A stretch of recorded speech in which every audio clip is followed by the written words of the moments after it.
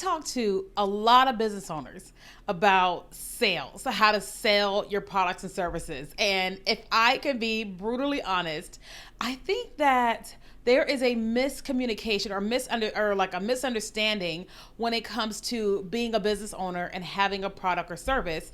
Like, the misunderstanding is that you don't have to sell, but that's not true.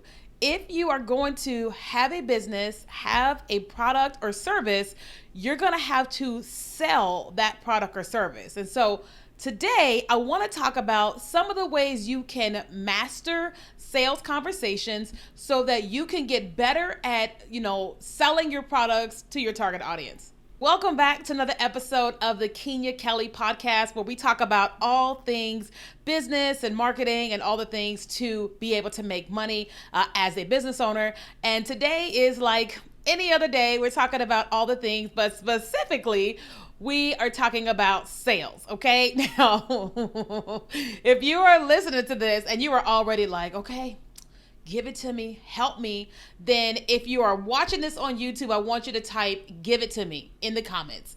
If you are listening to this on the podcast, come and send me a DM and then send me a screenshot of the podcast and say, "give it to me." That way I know you're giving me the line that I gave you on this podcast episode.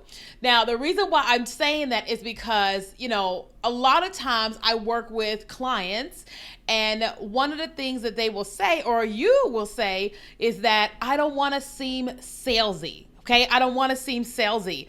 And I understand that, but I think that there is more to that than just the word that meets the eye. I think that what you're saying is that I don't want to be manipulative. I don't want to be like that used car salesman that is like selling you a lemon, right? You don't want to be like that.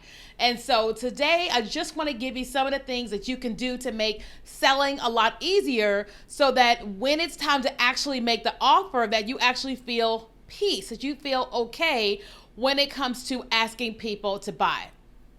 So one of the first things that's going to make this a lot easier for you is understanding your audience, okay? The more that you understand about your audience, the more that you believe in your product or service to help them with whatever they're dealing with, the easier it's going to be for you to sell. Okay, so for me, I teach people how to use video marketing to generate leads and sales. And so I don't manipulate people. I don't strong arm people. I don't lie to get people to buy my things. I don't.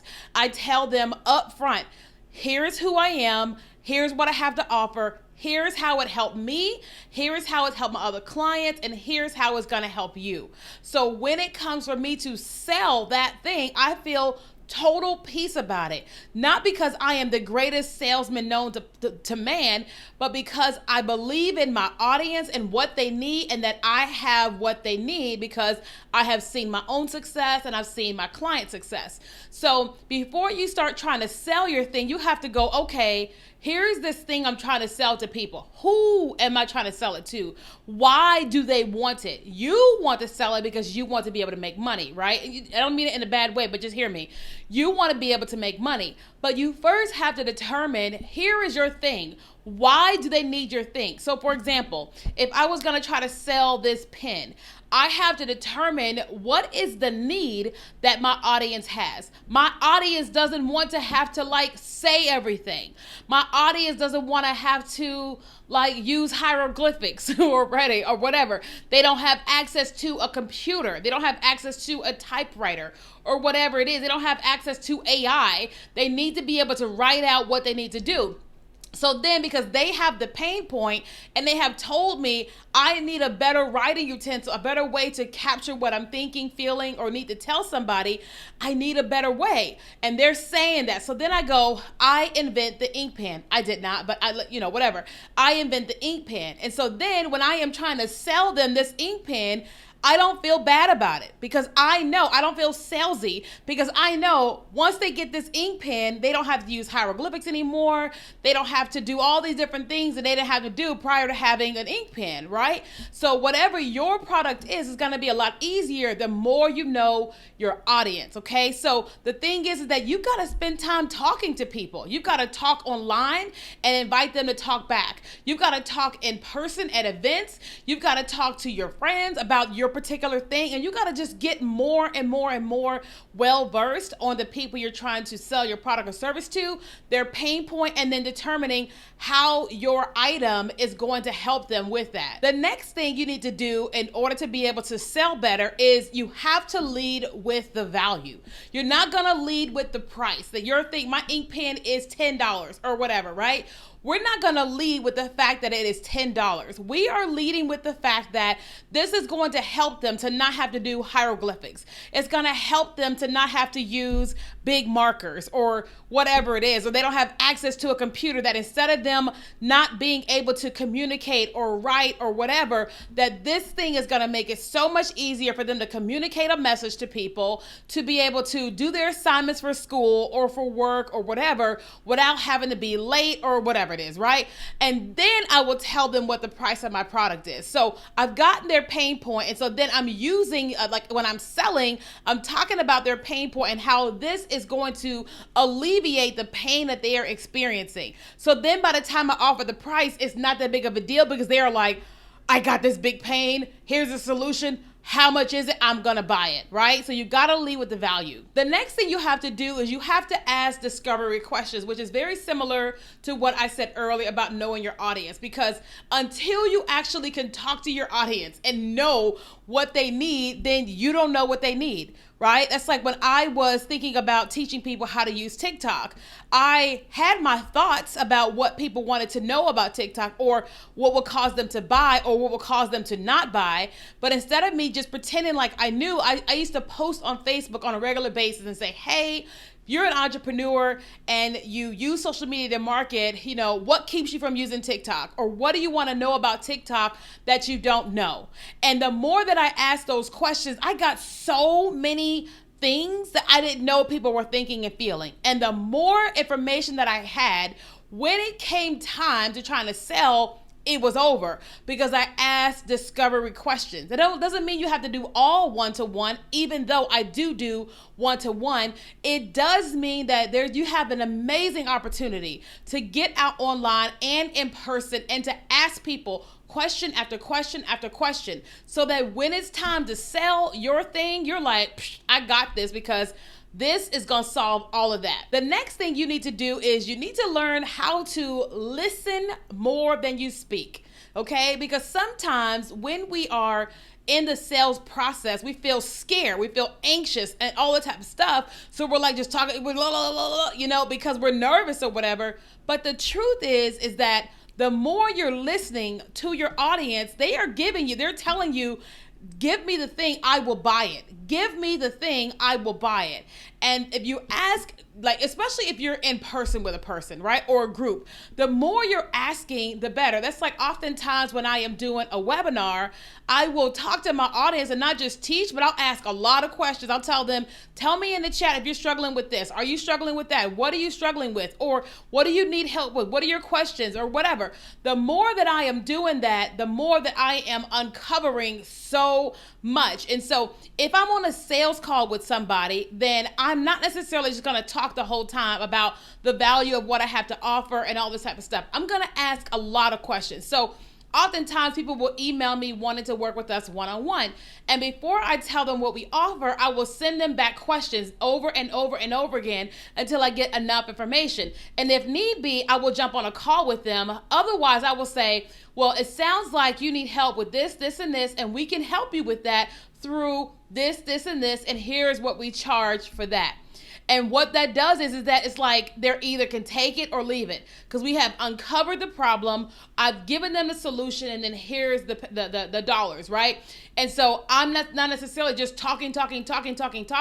I'm letting them tell me what all they need help with, so that when I give them my solution and the pricing, if they are ready to buy, then they're ready to buy. Another thing to understand is that you have to handle objections gracefully. Okay? You have to handle objections gracefully. Now, what does that mean? That means that you cannot take it personally. So when someone says no, they don't want to buy your product or service, or whatever it is, or your price is too much, or it's whatever they're saying, you have to just go, okay, that is how they feel. If they feel like it's not worth the price, that's what they feel. If they feel like it is whatever they feel, they just say, I just can't do it right now, or I don't want to do it right now.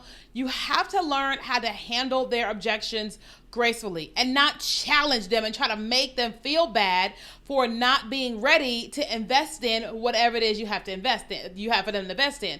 Because sometimes what people will do is they'll try to like make you buy. They will say, well, I thought you said, they'll just do all of these things to try to manipulate you into buying. And the truth is that if you have to strong arm someone, if you have to manipulate someone to buy from you today, then you're going to have to manipulate them to stay. You're going to have to convince them not to get a refund, to show up and whatever. And that's not what you want. You want the person that when you are offering your product or service and you tell them what the price is or what have you, that those that have the money to buy.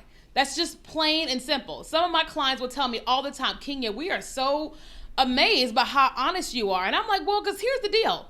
I know my product is great. I know it's going to help you. And if you choose not to buy, that's okay. But I'm not going to manipulate you to get what I want, because it's just not good business.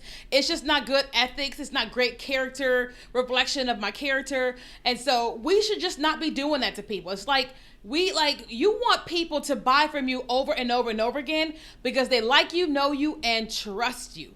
But people don't trust people that manipulate them, strong arm them into a thing, because eventually they start realizing, oh, I'm being manipulated. And the last thing I want to talk to you about is the fortune is in the follow-up. Okay, the fortune is in the follow-up. And what that means is that once you've been talking to somebody, if they haven't made a decision, you've got to be on a regular follow-up schedule with them.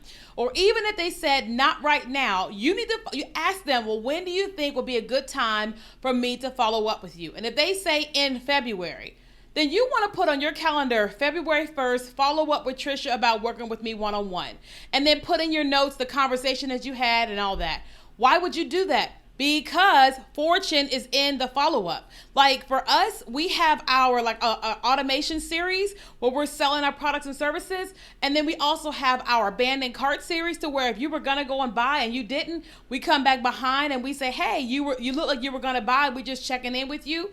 And then if you still don't buy, we'll follow up with you in 3 months, in 6 months, in 9 months, and then 12 months. And then we just continue the cycle going. Why? Because fortune is in the follow-up. Sometimes you're just not in a position to make the purchase. Sometimes you're just not ready to make the purchase. Sometimes you're like, no, this is too new. I'm not sure if it's going to be good. I'm going to wait till she offers it again or whatever, right? And that is okay. But if you have a system of where you are following up with potential customers or what have you, then you're going to get the sale at some point, right? For me, I know that every single person I'm connected to is going to work with me at some point. They just are. Why? I am good at what I do. That's what I believe, and I'm supposed to be convinced of myself, right?